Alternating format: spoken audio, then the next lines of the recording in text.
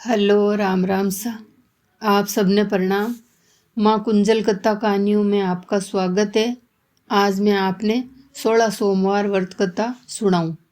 एक समय की बात है, मृत्युलोक में भ्रमण करने की इच्छा करके एक समय भगवान शिव और माता पार्वती मृत्युलोक में पधारे। भ्रमण करते करते दोनों विदर्भ देश की अमरावती नामक नगरी अति रमणीय में नगरी में पहुँचे। अमरावती नगरी स्वर्ग से सुंदर, सभी प्रकार के सुखों से परिपूर्ण थी। वहाँ के महाराजा द्वारा बनाया गया अति रमणीक शिवजी का मंदिर था। भगवान शंकर और माता पार्वती मंदिर में निवास करने लगे। एक समय माता पार्वती ने भगवान भोलेनाथ को प्रसन्न देखकर बोला, है महाराज, आज तो हम दोनों चौसर खेलेंगे। शिवजी ने उनकी प्राण प्रिया की बात को मान लिया और चौसर खेलने लगे। उसी समय मंदिर का पुजारी ब्राह्मण मंदिर में पूजा करने आया। माता पार्वती ने पुजारी से प्रश्न किया, पुजारी जी बताओ, इस बाजी में किसकी जीत होगी? ब्राह्मण बिना विचार किए जल्दी से बोला, महादेव की जीत होगी। थोड़ी देर में बाजी समाप्त हो गई और पार्वती जी की जीत हुई। पार्वती जी को बहुत गुस्सा आया और ब्राह्मण को झूठ बोलने के अपराध में श्राप देने लगी। भगवान भोलेनाथ ने माँ पार्वती को बहुत समझाया, लेकिन उन्होंने ब्राह्मण को कोढ़ी होने का श्राप दे दिया। कुछ समय बाद पार्वती जी के श्राप के कारण पुजारी के शरीर में कोढ़ पैदा हो गया, जिससे पुजारी बहुत दुखी रहने लगा। पुजारी को कष्ट भोगते हुए बहुत दिन हो गए। तब एक दिन देवलोक की अप्सराएं शिवजी की पूजा करने उस मंदिर में पहुंची। पुजारी के कोढ़ के कष्ट को देखकर उन्हें बड़ी दया आई और उसने इस कोढ़ का कारण पूछा। पुजारी ने सारी बात बता दी। अप्सराएं बोली, हे पुजारी, तुम दुखी मत होना, सोमवार का व्रत भक्ति भाव से करो। पुजारी ने अप्सराओं से व्रत की विधि पूछी। अप्सराओं ने बताया, सोमवार को भक्ति भाव से व्रत करो, साफ वस्त्र पहनो, संध्या में उपासना के बाद आधा सेर गेहूं के आटा लो और उसके 3 भाग करो। घी, गुड़, दीप, नैवेद्य, बेलपत्र, जनेऊ जोड़ा, चंदन, अक्षत, पुष्प आदि से प्रदोष काल में भगवान शिवजी की पूजा करो। उसके बाद 3 भागों में से 1 भाग शिवजी को अर्पण करो और बाकी 2 शिवजी का प्रसाद समझकर उपस्थित लोगों में बांट दो और खुद भी प्रसाद समझकर खाओ। 16 सोमवार व्रत रखो। 17वें सोमवार को 5 सेर गेहूं के आटे की बाटी बनाओ और उसमें घी और गुड़ मिलाकर चूरमा तैयार करो।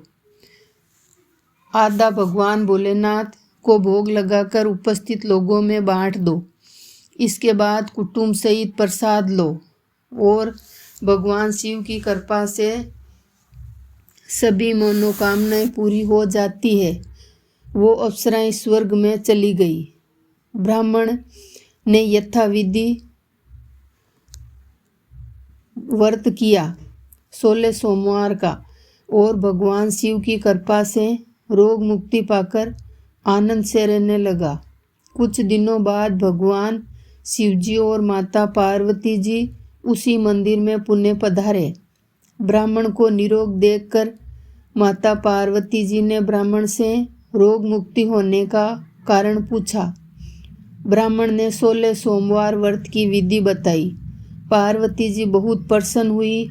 ब्राह्मण से व्रत विधि पूछकर स्वयं भी व्रत करने लगी, जिससे उनकी सारी मनोकामना पूर्ण हुई और उनके रूठे बेटे कार्तिकेय जी माता के आज्ञाकारी हुए। कार्तिकेय जी को अपना परिवर्तन का रहस्य जानने की इच्छा हुई। वो माता से बोले, माता, आपने ऐसा कौन सा उपाय किया जिससे मेरा मन आपकी ओर आकर्षित हुआ? पार्वती जी ने वही 16 सोमवार की व्रत कथा सुनाई। कार्तिकेय जी ने कहा, यह कथा उनको सुनाई। कार्तिकेय जी ने कहा, इस कथा व्रत को मैं भी करूँगा, क्योंकि मेरा प्रिय मित्र ब्राह्मण जो बहुत दुखी मन से परदेश गया है, मेरी उससे मिलने की इच्छा है। कार्तिकेय जी ने इस व्रत को किया, जिससे प्यारा मित्र उन्हें मिल गया। मित्र ने इस आकस्मिक मिलन का भेद पूछा। कार्तिकेय जी बोले, हे मित्र, हमें तुमसे मिलने के लिए 16 सोमवार व्रत किया था। अब तो मित्र ब्राह्मण को अपने विवाह की चिंता होने लगी। उसके बाद कार्तिकेय जी ने व्रत की विधि बताई और ब्राह्मण ने व्रत किया और ब्राह्मण विदेश गया। वहां पर राजा की लड़की का स्वयंवर था। राजा ने पूर्ण किया कि जिस राजकुमार से हथनी माला डालेगी, उसी के साथ मैं अपनी प्यारी बेटी का विवाह करूंगा। शिवजी की कृपा से वह ब्राह्मण स्वयंवर देखने गया। सभा में जाकर एक और बैठ गया। नियम से हथनी आई और हथनी ने उस ब्राह्मण के गले में माला को डाल दिया। राजा की आज्ञा के अनुसार अपनी बेटी का विवाह धूमधाम से कर दिया और ब्राह्मण को बहुत सा धन देकर पूरे सम्मान के साथ विदा किया। ब्राह्मण सुंदर राजकन्या पाकर सुख से जीवन व्यतीत करने लगा। एक दिन राजकन्या ने अपने पति से प्रश्न किया, हे प्राणनाथ, आपने ऐसा कौन सा भारी पुण्य किया था जिसके प्रभाव से हथनी ने सब राजकुमारों को छोड़कर आपको वरण किया। ब्राह्मण बोला, हे प्राण प्रिय, मैंने अपने मित्र कार्तिकेय जी के अनुसार 16 सोमवार व्रत किया, जिसके प्रभाव से मुझे तुम जैसी रूपवती पत्नी प्राप्त हुई। इस व्रत की महिमा सुनकर राजकन्या को बड़ी हैरानी हुई। वह भी पुत्र की कामना कर इस व्रत को करने लगी। शिवजी की दया से उसके गर्भ से एक सुंदर पुत्र पैदा हुआ। माता और पिता उस देव पुत्र को पाकर प्रसन्न हुए और पुत्र वहां हुआ तो अपनी माँ से प्रश्न किया, माँ, तुमने कौन सा व्रत किया और तप किया जो मेरे जैसा पुत्र तुम्हारे गर्भ से उत्पन्न हुआ। उसकी माता ने 16 सोमवार की कथा बताई। पुत्र ने सब तरह के मनोरथ पूरे करने वाले इस सरल व्रत को सुना तो वो भी राज्य अधिकार पाने की इच्छा से हर सोमवार को यथाविधियों व्रत करने लगा। व्रत शुरू करने के बाद एक देश के वृद्ध राजा के दूतों ने उससे आकर राजकन्या के वर्ण के लिए कहा। राजा ने अपनी बेटी का विवाह सर्वगुण संपन्न ब्राह्मण के साथ करके बहुत सुकून प्राप्त किया। वे राजा के दिवंगत हो जाने के बाद उसी ब्राह्मण को सिंहासन पर बिठाया गया, क्योंकि दिवंगत राजा का कोई पुत्र नहीं था। राज्य का उत्तराधिकारी होकर भी यह ब्राह्मण 16 सोमवार व्रत करता रहा। जब 17वां सोमवार आया तो ब्राह्मण ने अपनी प्रियतम से पूछा पूजा सामग्री लेकर शिव जी के पूजा के लिए शिवालय में चलने को कहा, परंतु उसकी पत्नी ने उसकी आज्ञा की परवाह न करने के कारण दास दासियों के द्वारा सब सामग्री पहुंचा दी, परंतु वह स्वयं नहीं गई। जब राजा ने शिवजी को पूजन समाप्त किया तब आकाशवाणी हुई, हे राजा, अपनी इस रानी को राजमहल से बाहर निकाल दो, नहीं तो तुम्हारा सर्वनाश कर देगी। यह आकाशवाणी सुनने के बाद राजा के आश्चर्य का ठिकाना नहीं रहा। उसने मंत्रणा गृह में आकर अपनी सभा को बुलाकर कहा, मुनियों, आज मुझे शिवजी की आकाशवाणी सुनाई दी। इस रानी को अपने राज्य से निकाल दे, नहीं तो तेरा सर्वनाश कर देगी। राजा के मंत्री और सभा में सभी लोग टुक टुक करने लगे और दुख में डूब गए, क्योंकि जिस कन्या के कारण उसे राज्य मिला था राजा उसी को निकालने की बात कह रहा था। यह कैसे हो सकता है? पर राजा ने मंत्रियों की परवाह नहीं की और उसने अपनी पत्नी को राजमहल से निकाल दिया। रानी दुखी हृदय से अपने भाग्य को कोसती हुई राज्य से बाहर चली गई।